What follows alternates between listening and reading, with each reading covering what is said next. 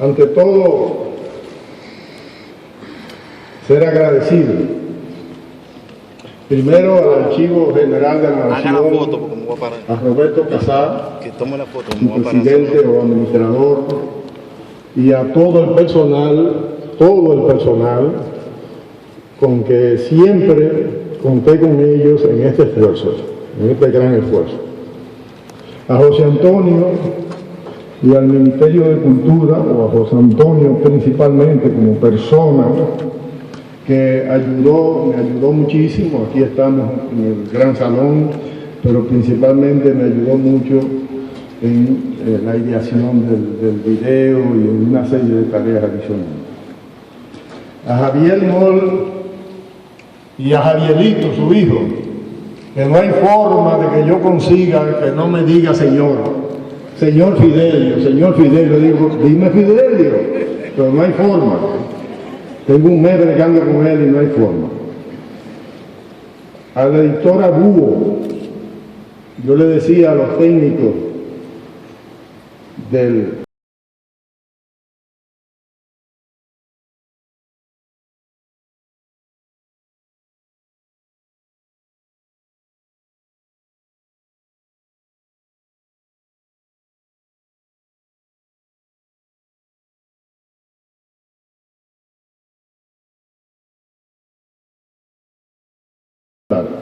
Sin embargo, ellos trabajaron mañana, tarde y noche para hacerla posible.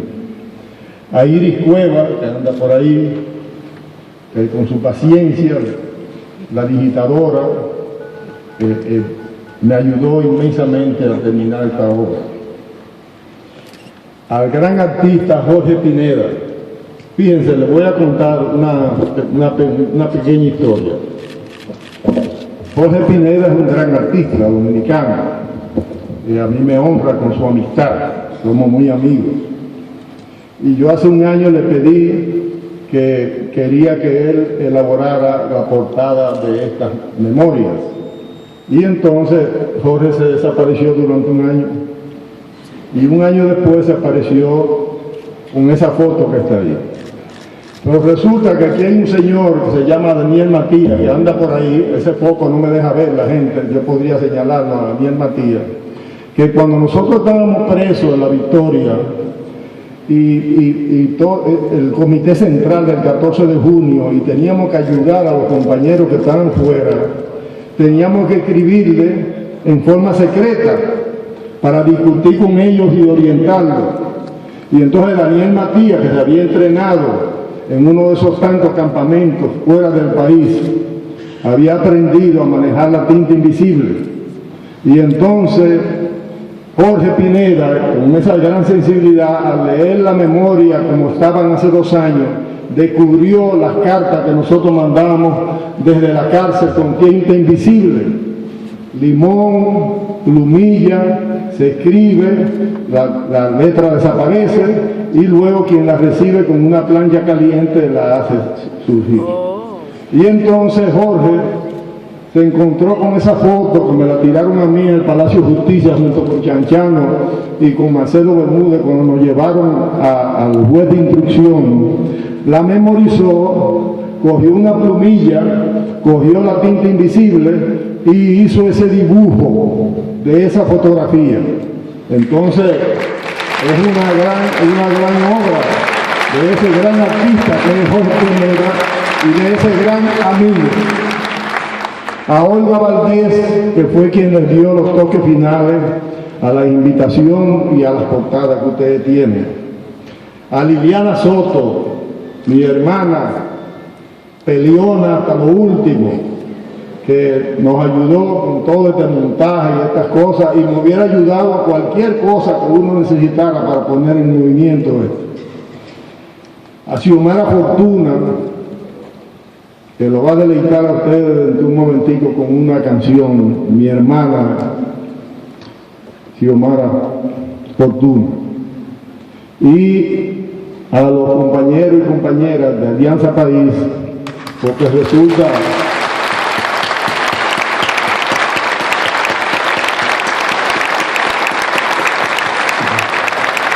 todo el mundo conoce como soy yo, y mi activismo, que es una de las cualidades que uno tiene. Y hace 2 o 3 días se me apareció el Estado Mayor de Alianza País en mi casa, porque yo estoy bajo una presión médica para que descanse y para que me acueste. Y entonces me dieron órdenes de que no me metiera en los trabajos que había que hacer en los últimos 3 días, que siempre son los más duros. Y yo cumplí con esa orden, y entonces los compañeros de Alianza País que han hecho los últimos amarres de esta actividad de hoy. A ellos también le agradezco.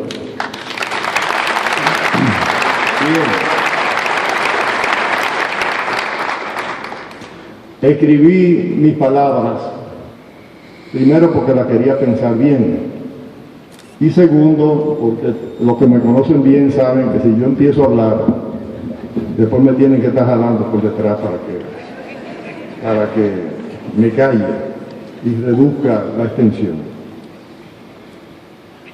A todo este público asistente, muchísimas gracias por estar aquí presente. Esta es una noche de grandes emociones. No se sorprendan si se me escapan unas cuantas lágrimas. Mi eterno cariño para mis hijos e hijas, para mis hermanos y hermanas, para Olga, mi compañera y esposa en el primer tramo de mi vida como revolucionario, para Chiqui, mi compañera y actual esposa en los duros años de reflujo y de búsqueda, a mis padres, Arturo y Cristina, hoy ausentes, que tanto cariño, ejemplo y solidaridad nos brindaron, a los hombres y mujeres de mi generación política, la generación llamada Manolo, a la generación política de la raza inmortal, a la generación de los coroneles Rafael Fernández Domínguez y Francis Camaño,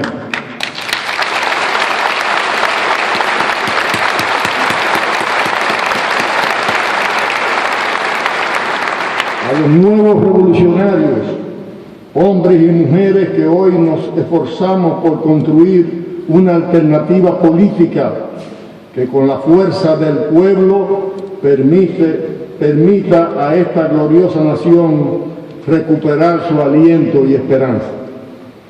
Un saludo especial a Roberto Casea, mi amigo y director del Archivo General de la Nación, institución que se ocupó de la edición de mis memorias. Buenas noches a todos y a todas.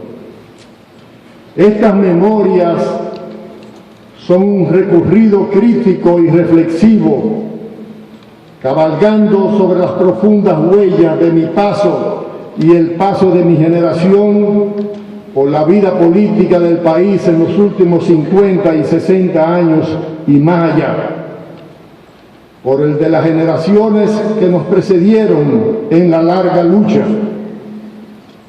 Una gran carga de emociones embarga mi espíritu al repasar cada episodio en mi memoria, los documentos de mi extenso y rico archivo secreto, los periódicos y revistas de la época y las puntuales entrevistas con los protagonistas que hube de realizar.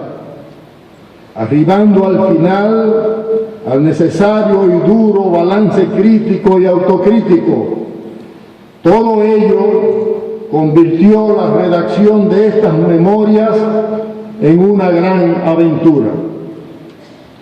Me ha tomado 5 años llevarlas a su fin en su etapa actual.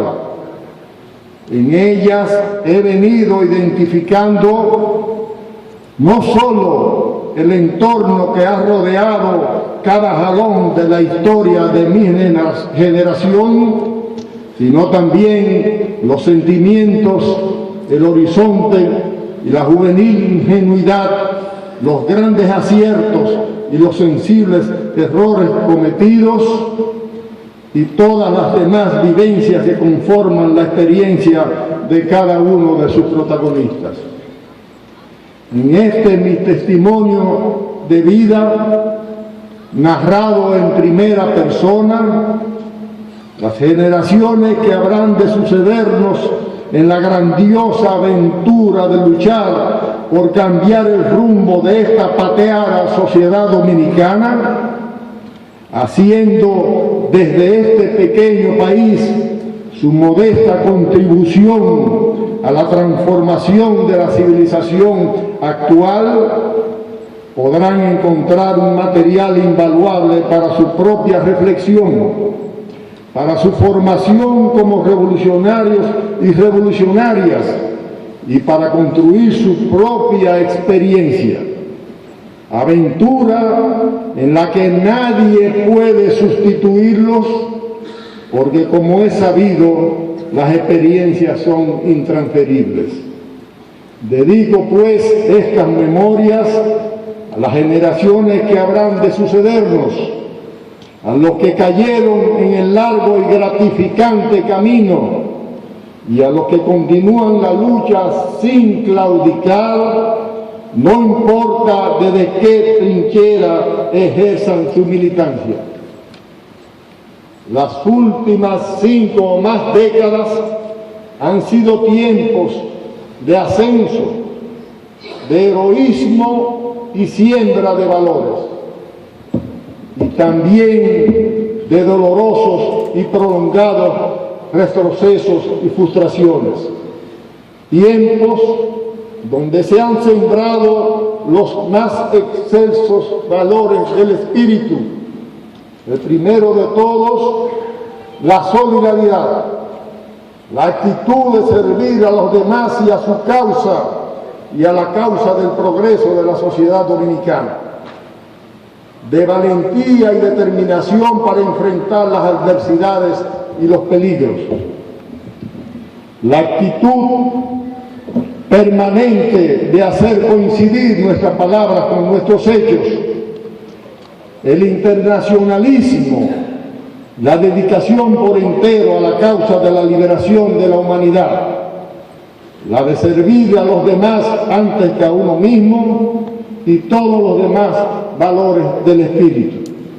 Han sido también estos tiempos terreno para grandes frustraciones y sensibles retrocesos, difíciles de imaginar para quienes iniciamos allá por los años de 1959 y 60 este tramo de la historia dominicana. Yo soy un militante revolucionario de esos tiempos.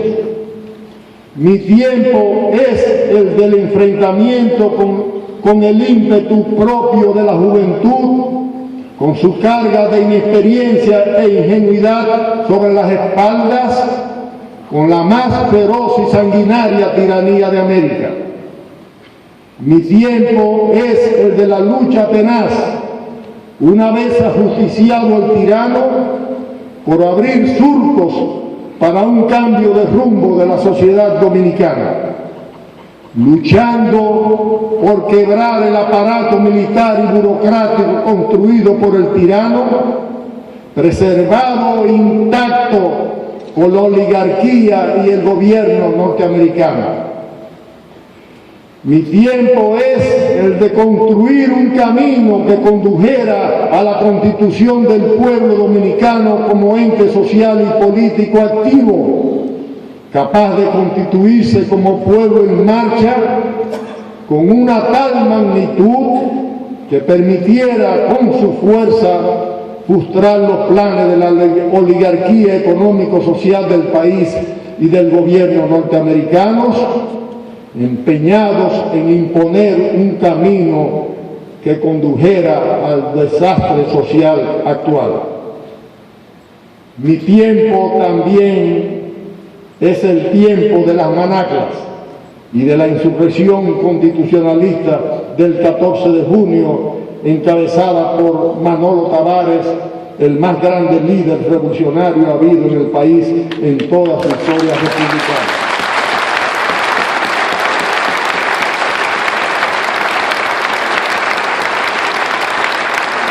De esa insurrección que señaló el horizonte al plantearse como objetivo la bandera de la Constitución del 1963 y la restitución del gobierno legítimo de la nación. Y mi tiempo también es el de la guerra y revolución democrática de abril de 1965, triunfante en sus primeros 5 días que estremecieron el país y el mundo, y frustrada por la masiva intervención militar del ejército de los Estados Unidos, cuando ya los primeros objetivos se habían alcanzado.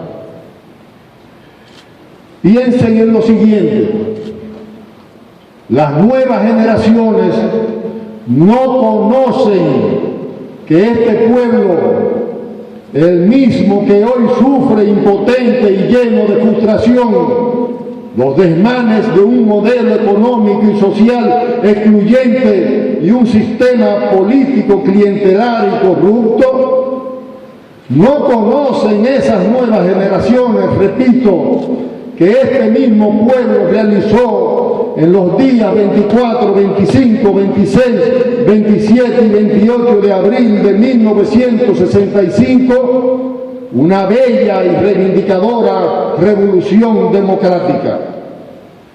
No conocen las nuevas generaciones que esa revolución derrocó el gobierno golpista del triunvirato, que el pueblo y los militares constitucionalistas derrocaron a la fracción más poderosa del ejército formado por Trujillo, derrotándolo en la gran batalla del Puente Duarte y arrinconándolo en la base aérea de San Isidro bajo el asedio de las fuerzas constitucionalistas que prácticamente los cercamos y les cortamos el agua y la luz. No saben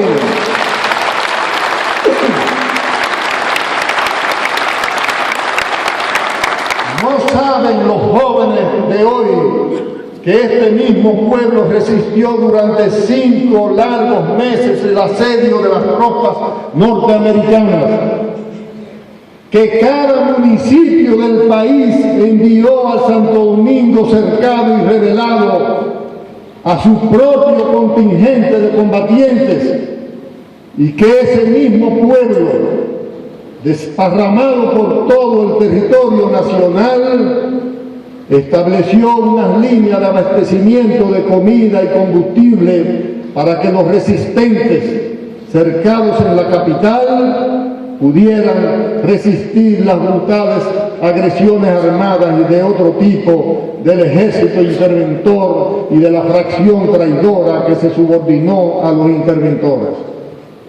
No saben las nuevas generaciones de la grandeza de un inmenso ser humano que era aquel coronel del ejército de Trujillo, que fue capaz de liderar al pueblo sediento de justicia y pan en la hora decisiva.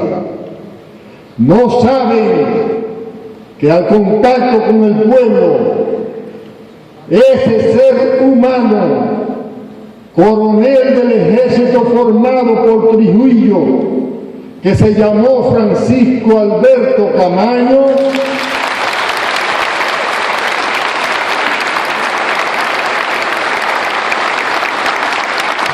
se convirtió en un gigante, y que luego de terminada la guerra, con una negociación impuesta por las tropas interventoras, ese mismo ser humano, aislado de las masas que lo elevaron al nivel de los héroes de la patria por sus propias decisiones y limitaciones, frustrado por no haber podido realizar sus planes redentores y disminuido por el aislamiento que él mismo se impuso, decidió, ese gigante ser humano, consecuente con sus compromisos e ideales y con su moral, elegir el camino de la inmolación ante la historia y el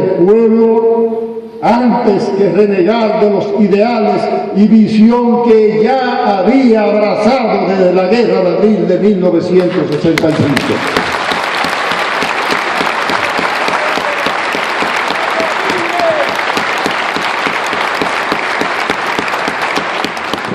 Nada de eso lo conocen las dos generaciones más jóvenes de hoy. Porque nunca antes había habido una conspiración tan grande en el país, dirigida para que esa historia, escrita por nuestro pueblo, fuera totalmente desconocida en su verdadera esencia y dimensión por el pueblo dominicano, en especial por las nuevas generaciones, apelando para ello no solo al silencio de que ya hablaron en demasía los compañeros y compañeras que participaron en el video, sino principalmente a la tergiversación, a la sensiblería y a un falso patriotismo, y a neutralizar y comprar por un puñado de monedas a los espíritus cansados y débiles. Las nuevas generaciones de luchadores y luchadoras no conocen la verdadera dimensión de los hechos protagonizados por nuestro pueblo, de la inmensa fuerza que puede desatar el pueblo movilizado. Y esas nuevas generaciones de sus grandes héroes tan solo tienen, cuando lo tienen, una imagen iconográfica exenta de vida y existencia terrenal. Duarte, Luperón, Minerva, Manolo, Fernández Domínguez, Francis Camaño, Aniana, Ibelice, Hilda Gotró, Mamá Tingó, Amin Abel, El Moreno, Orlando Mazara, Luis Parris, Amaury, Roberto Berger y todos los demás han sido convertidos en figuras iconográficas, vapuleadas por quienes dominan el poder y el grueso de los medios de creación de opinión pública del país, infringiéndole con ello un grave daño a la sociedad dominicana y a las nuevas generaciones. Pero mi tiempo también es el tiempo de la derrota, el tiempo de la contrarrevolución impuesta por la grosera intervención militar norteamericana. Derrota no solo porque esa masiva intervención militar había frustrado lo que ya el pueblo había conquistado, sino porque el gran 14 de junio y las demás fuerzas revolucionarias del país, lo mejor de la simiente revolucionaria forjada en los años de lucha y ascenso, asumimos la heroica y al mismo tiempo errónea estrategia de lucha armada contra el gobierno de la contrarrevolución y contra el imperialismo norteamericano. En momentos en que las grandes energías acumuladas en más de 6 años de lucha y ascenso habían sido frenadas, cuando la fuerza del pueblo acumulada no había podido derrotar las fuerzas coaligadas del ejército de los Estados Unidos y las de la derecha conservadora y dominicana, cuando la contrarrevolución acabó por imponerse en el país, augurando entonces un período de reflujo, de persecución feroz, de sangre y de exterminio de todo lo acumulado, con una ferocidad y saña como nunca antes se había vivido en el país. Y mi tiempo es también el de la búsqueda incansable en el ambiente gris del reflujo y de la dispersión por construir alternativas progresistas al curso fatal que lleven oxígeno al país, que le lleven oxígeno a la fuerza progresista y que permitan abrir nuevos surcos hacia el futuro. que de acuerdo a los intereses del gobierno norteamericano, ese curso fatal, y de la oligarquía económico-social del país, se le ha venido imponiendo a la nación dominicana en las últimas décadas, hasta llegar al momento actual donde la sociedad, hastiada y burlada de tanta ignominia y de tanta corrupción e impunidad, de tanta inequidad, de tanta burla y de esa falta de patriotismo y de entrega de las cúpulas políticas y sociales, empieza a clamar por un cambio de rumbo en el país. Tengo el privilegio de haber nacido y actuado en ese tiempo. Ese es mi tiempo. Yo estoy hecho de ese pasado y de este presente. Es importantísimo que nos comprendan. La generación de la raza inmortal y la generación llamada Manolo, a la cual yo pertenezco, actuamos en medio de un precioso y heroico periodo revolucionario, comprendido, si es que es válido reducirlo a fechas fijas, entre junio de 1959, gesta de Constanza Maimón y Estero Hondo, y la gran revolución de abril de 1965. Y actuamos en el periodo de nacimiento y auge de la gloriosa revolución cubana, con sus inmensas repercusiones en todos los rincones del continente latinoamericano y en el resto del mundo.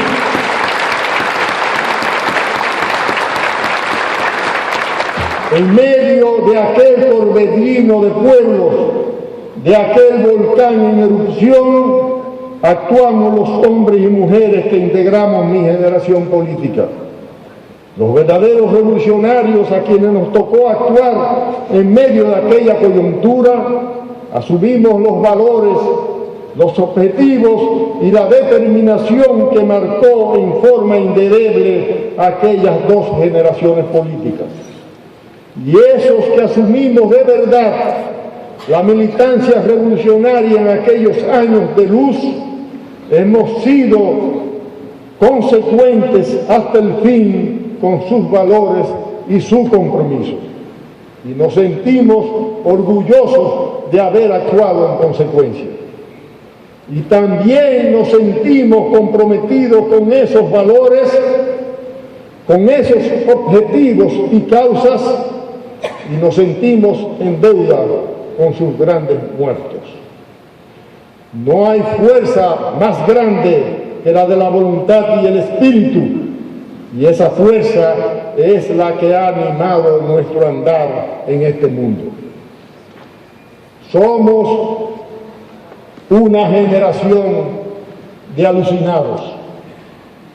¿No era acaso Manolo Tavares un alucinado cuando se planteó, junto con Minerva y su generación política, unir en una sola organización los centenares de focos de resistencia contra Trujillo, dispersos en toda la geografía nacional y en la más absoluta clandestinidad?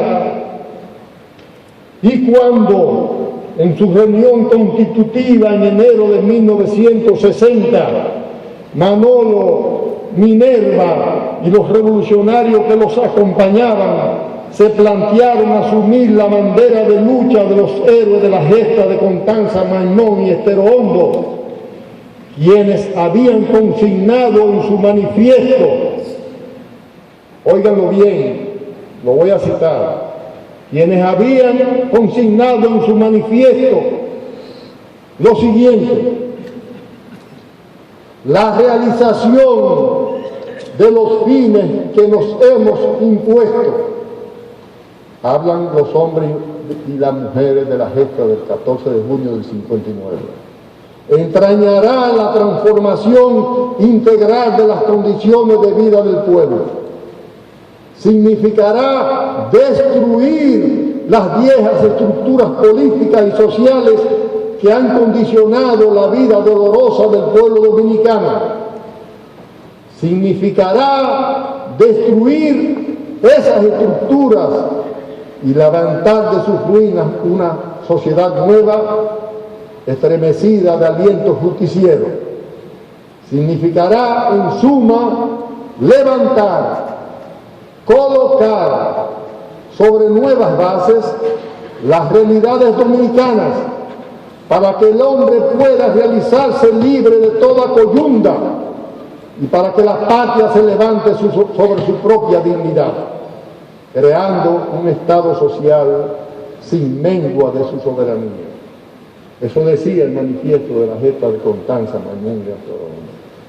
No actuaban los héroes de la raza inmortal en esos instantes como unos alucinados, y no estaban Manolo y el ala revolucionaria del 14 de junio actuando como unos alucinados cuando en los meses cruciales posteriores al ajusticiamiento de Tirano se plantearon, y eso está claramente expresado en mis memorias, se plantearon impulsar la lucha, y con la fuerza del pueblo acumulado en aquellos intensos meses, hablo de los finales del 61 y principio del 62, instaurar un gobierno provisional.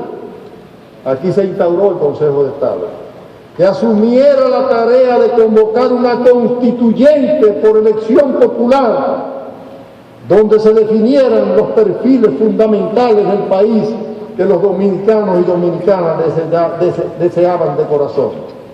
Y entonces, y solo entonces, planteaba el 14 de junio, convocar a unas elecciones libres, donde el nuevo gobierno elegido tuviera la fuerza necesaria para quebrarle el espinazo a las fuerzas heredadas de la tiranía.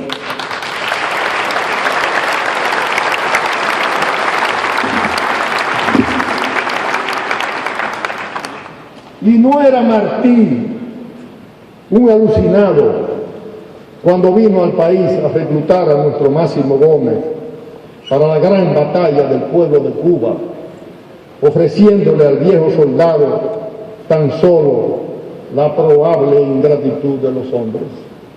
Y Mahatma Gandhi, enfrentado al poderoso imperialismo inglés con la primera revolución pacífica desarrollada en el mundo, después de la de Jesucristo. Y Nelson Mandela, con 29 años de duro encierro, ¿no actuaba acaso como un alucinado al rechazar firmemente las propuestas del gobierno del apartheid de que renunciara a la lucha armada? Oigan bien, simplemente que renunciara a la lucha armada para así liberarlo y terminar con 29 años de duro encierro en un régimen de trabajo forzado. Y nuestro Juan Pablo Duarte, soñando como un alucinado por una república independiente y democrática en medio de un pueblo desarmado e indefenso, rodeado de un puñado de entreguistas que no confiaban en la independencia del país.